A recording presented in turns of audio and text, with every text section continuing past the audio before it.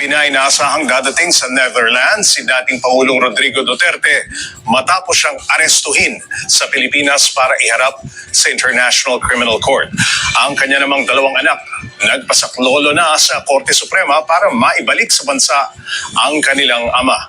Para bigyan ng mukha ang balita, Mobile Journal, Merymon Reyes. Bandang alas 8 ng umaga oras sa Pilipinas nang dumating sa Dubai si dating Pangulong Rodrigo Duterte. Ibinahagi pa ni Senador Bongo ang ilang litrato ng dating Pangulo kasama si former Executive Secretary Salvador Medialdea. Ilang oras yan matapos siyang ilipad mula sa Villamor Air Base nitong Martes ng gabi. Mula sa Dubai, lilipad sila muli patungo naman sa The Hague sa the Netherlands kung saan naroon ang International Criminal Court. Habang nasa biyahe si Duterte, ang kanyang kampo naman patuloy na inilalaban na mapalaya na siya kahit wala na ang ama sa bansa. Naghain ng writ of habeas corpus petition sa Korte Suprema ang anak niyang sina Kiki Duterte at Davao City Mayor Baste Duterte. Hiling nila sa petisyon na utusan ng gobyerno na ibalik sa bansa ang dating Pangulo. Iniit nilang illegal ang detainment kay Duterte at hindi sakop ang Pilipinas sa jurisdiction ng ICC kung saan may kinahaharap na kasong crimes against humanity si Digong. Nanindigan silang gumagana naman ang justice system ng bansa kaya hindi dapat nakikialam ang ICC. Kitang-kita naman natin na ang Supreme Court at ang mga korte natin sa Pilipinas maayos na tumatakbo. Ang DOJ natin may kakayahan na mag-prosecute.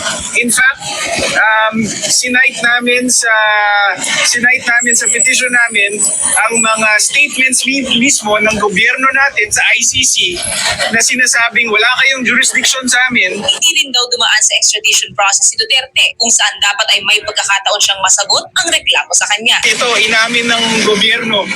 Kailan nila natanggap yung Interpol Red Notice? Noong umaga. Tapos, sa gabi, wala na si Pangulong Duterte. So, ibig sabihin, hindi pinag-aralan, hindi verify, hindi sinukat laban sa batas natin kung dapat nga bang panagutin si Pangulong Duterte. Siling ng kampo ni Duterte, agad tugunan ng Korte Suprema ang petisyon. Itong ginawa ng gobyerno, nila magkapatas. Kinuha nila persahan ang presidente. Isinakay nila sa aeroplano. Laban sa kanyang kalooban. So yung illegal na kanilang ginawa, sinusundan niya. Madali sabi, ang gobyerno ay meron pa rin kasalanan. Tinitingnan din ng kampo ni dating Pangulong Duterte ang iba pang mga hakbang na kanilang magagawa para siya ay mapalaya na sa lalong madaling panahon.